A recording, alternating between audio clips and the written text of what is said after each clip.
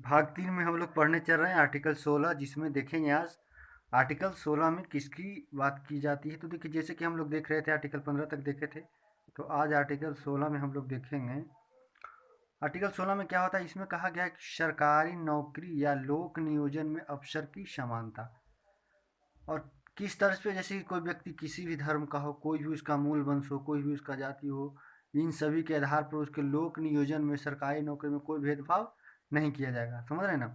और ये जो दिया गया है वो सिर्फ भारत के नागरिकों के लिए है, ऐसा ना कि विदेशों नागरिक के लिए है। मतलब लोक नियोजन में अवसर की जो समानता है वो किसके लिए, सिर्फ भारतीयों के लिए है। और राज्य क्या कर सकती है सरकार, कि जो राज्य है वो सामाजिक और शैक्षणिक रूप से पिछड़े लोगों के लिए अलग से इसका प्रावधान कर सकती है, और आर्थिक रूप से पिछड़े लोग के लिए आरक्षण का प्रावधान कर सकती है। किसके तहत, आर्टिकल 16 के तहत आर्थिक रूप से पिछड़े लोगों के आरक्षण का प्रावधान कर सकती है, और सामाजिक और शैक्षणिक रूप से पिछड़े लोग के लिए भी आरक्षण का काम कर सकती है। तो ये तो था आर्टिकल 16। और आर्टिकल 17 में क्या कहता है, आर्टिकल 17 में कहता है एवोल्यूशन ऑफ अनटचेबिलिटी, अस्पृश्यता का अंत। अस्पृश्यता का अंत मतलब कि आप उनके साथ छुआछूत नहीं कर सकते हैं, मतलब भेदभाव नहीं कर सकते हैं।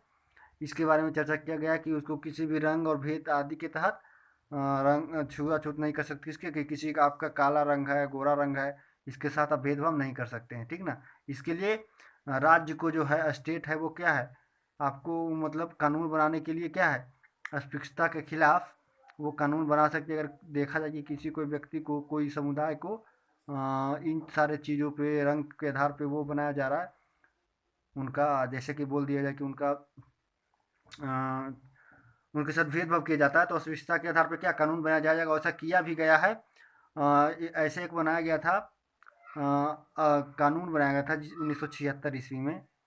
इसके तहत सजा का भी प्रावधान किया गया था, और इसको बोला गया था सिविल अधिकार संरक्षण अधिनियम 1976। क्या, सिविल अधिकार, मैं यहाँ पे लिखता हूँ, इसका नाम था सिविल अधिकार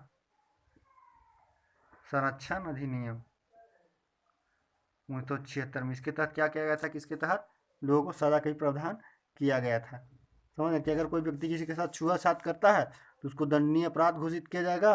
उसके तहत उसको 6 महीना कारावास और 500 का जुर्माना भी लगाया जा सकता है, या दोनों हो सकता है। समझ गए। इसके लिए अस्पृश्यता का जो अधिनियम शुरू हुआ था 1955 में, वो अधिनियम शुरू हुआ था, मतलब एक्ट हुआ था, बिल लाया गया था, अधिनियम लाया गया था, और यह पारित किया गया था, मतलब कानून बन गया था मूल से 1976 में। इसको फोकस करना है कि कानूनी पूरा किया गया था सिविल अधिकार संरक्षण अधिनियम 1976, जिसके तहत ये क्या है, छुआछूत एक कानूनी अपराध है। आर्टिकल 18 कहता है उपाधियों का अंत। आर्टिकल 18 मतलब उपाधियों का अंत। कैसा उपाधि का अंत, तो इसमें कहा गया कि राज्य जो है किसी भी व्यक्ति को कोई उपाधि नहीं दे सकता है। इसमें उपाधि के अंत का प्रावधान किया गया है। राज्य किसी व्यक्ति को चौधरी, राय बहादुर, वीर बहादुर ऐसी उपाधि नहीं दे सकता है। समझे। इसमें कहा गया कि किसी को चौधरी कह दिया, किसी को राय बहादुर, कुछ ऐसे काम करने पर दिए जाते हैं, लेकिन ऐसा इसमें नहीं किया जाएगा। लेकिन इसमें अपवाद क्या है, अपवाद में कहा जा सकता है कि सेना और शैक्षणिक उपाधि इसमें प्राप्त किया जा सकता है। ठीक। इसमें एक ये था कि कहा गया था कि जो जन्म आधारित उपाधि है इसको हम लोग क्या करेंगे, उसका अंत किया जाएगा, और जो कर्म आधारित उपाधि उसका अंत नहीं किया जाएगा, उसको मान्य दिया जाएगा। फिर जो भारत रत्न जैसे अवार्ड हैं उस पर वो आया, कहा गया कि ये पुरस्कार है कि उपाधि है, तो इसको कहा गया कि ये पुरस्कार है, और दोनों में अंतर होता है। इसके लिए केस आया था बालाजी राघवन बनाम भारत संघ। इसमें कहा गया कि उपाधि और पुरस्कार में क्या होता है, अंतर होता है। और इसीलिए इसमें कहा गया कि जो नागरिक, एक बात और कहा गया है आर्टिकल 18 में कि जो भारत का जो कोई भी नागरिक है वो राष्ट्रपति के सहमति के बिना विदेशी राज्य से कोई भी उपाधि नहीं ले सकता है। ये बात समझ गए।